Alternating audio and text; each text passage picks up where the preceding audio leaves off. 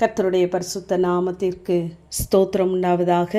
1 கொரிந்தியர் 1:9 நம்முடைய கர்த்தருமாய் இருக்கிற இயேசு கிறிஸ்துவுடனே ஐக்கியமாய் இருப்பதற்கு உங்களை அழைத்த தேவன் உண்மையுள்ளவர் என்று அப்போஸ்தலனாகிய பவுல் அங்கு கொரிந்து சபைக்கு எழுதுவதாக நாம் வாசிக்கிறோம்.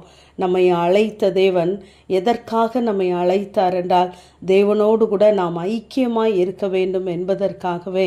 நம்மை அழைத்த அழைப்பு பெரியது.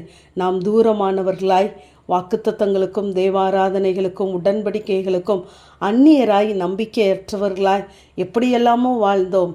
ஆனால் நம்மையும் முன்குறித்து அழைத்தாரே, அந்த அழைப்பை நாம் நினைத்து பார்க்கிறவர்களாய் இருக்க வேண்டும்.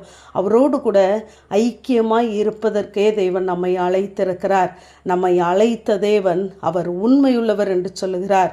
இங்கு அவர் கொரிந்து சபைக்கு எழுதும்போது இப்படியாக சொல்கிறார், இந்த கொரிந்து சபையானது யாதொரு வரத்திலும் குறைவில்லாதது.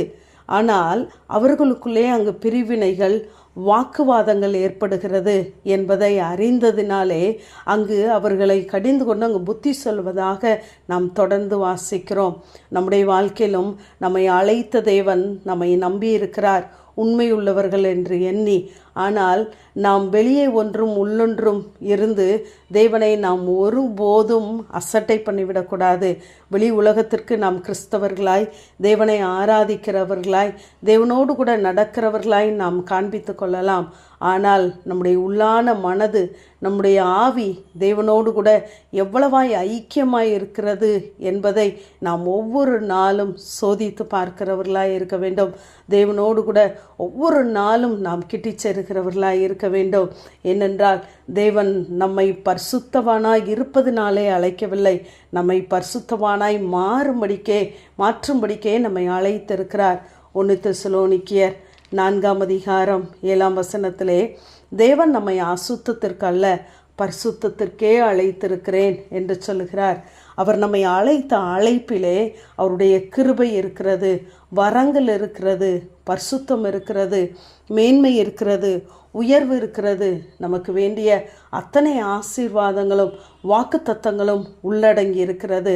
அத்தனை பெரிய கிருபைகளை ஆசீர்வாதங்களை வைத்துதான் நம்மை அழைக்கிறார். ஆனால் நாம் தேவனுக்கு பிரியமில்லாத காரியங்களை நாம் செய்வோமானால் நம்முடைய அந்தரங்கங்களையும் அவர் அறிந்திருக்கிறார். அவைகள் ஒன்றும் அவருக்கு மறைவானவைகள் அல்ல. ஆகவே நாம் மேன்மை பாராட்ட வேண்டுமென்றால் அந்த கிறிஸ்துவை குறித்தே நாம் மேன்மை பாராட்டுகிறவர்களாய் இருப்போம். நாம் ஒவ்வொரு நாளும் தேவனோடு கூட ஐக்கியப்படுவோம்.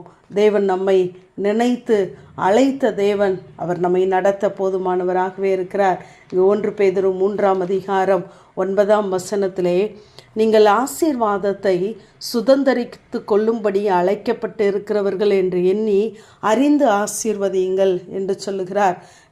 நம்மை தேவன் இத்தனை ஆசீர்வாதங்களை வைத்து ஆசீர்வதிக்கவே அழைத்திருக்கிறார். அதோடு மாத்திரமல்ல, நாம் மற்றவர்களை ஆசீர்வதிக்க வேண்டும் என்று தேவன் விரும்புகிறார். நாம் அதற்காகவே அழைக்கப்பட்டிருக்கிறோம். நம்மை ஆசீர்வதிக்கிற தேவன் நம் மூலமாய் அநேகரை ஆசீர்வதிக்க அவர் போதுமானவராகவே இருக்கிறார். மோசே மரணமடைவதற்கு முன்பதாக அங்கு இஸ்ரவேல் ஜனங்களை அவர் ஆசீர்வதிக்கிறார். மற்றவர்களை ஆசீர்வதிக்கிறவர்கள் தேவனுடைய சாயலை வெளிப்படுத்துகிறவர்களாய் இருக்கிறார்கள். கிறிஸ்துவும் பரமேறி போவதற்கு முன்பதாக தன்னுடைய கைகளை உயர்த்தி ஆசீர்வதித்தார் என்று சொல்லி பார்க்கிறோம். அப்படியே நாமும் அதற்காகவே அழைக்கப்பட்டு இருக்கிறோம். தேவன் நம்மை அழைத்த அழைப்பிலே நாம் நிற்கும் பொழுது கர்த்தர் நம்மை எவ்வளவாய் ஆசீர்வதிக்கிறாரோ அதே போல அந்த ஆசீர்வாதத்தை உணர்ந்தவர்களாய் நாமும் மற்றவர்களை ஆசீர்வதிப்போம். உள்ளொன்று புறம்பொன்று இராதபடி உண்மையாய் தெய்வ சமூகத்தை நாம் ஒவ்வொரு நாளும் கிட்டி சேருவோம். தேவன் நம்மை அழைத்த அழைப்பிலே வைத்த ஆசீர்வாதங்களை நமக்கு தந்து ஆசீர்வதிப்பார். ஆமென். ஜெபம். பிதாவாகிய தேவனே, குமாரனாகிய இயேசு கிறிஸ்துவின் நாமத்தின் மூலமாய் நம்முடைய சன்னிதானத்தில் வருகிறேன்.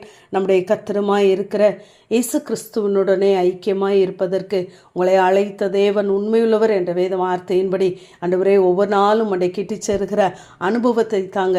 எங்கள் ஆவி, ஆத்மா, சரீரம் முழுவதும் உண்மையே சார்ந்திருக்கிறதுக்கு தக்கதான கிருபைகளை தந்து நடத்துங்க. இயேசுவின் மூலம் ஜெபங்கேலும் எங்கள் ஜீவனுள்ள நல்ல பிதாவே. ஆமென்.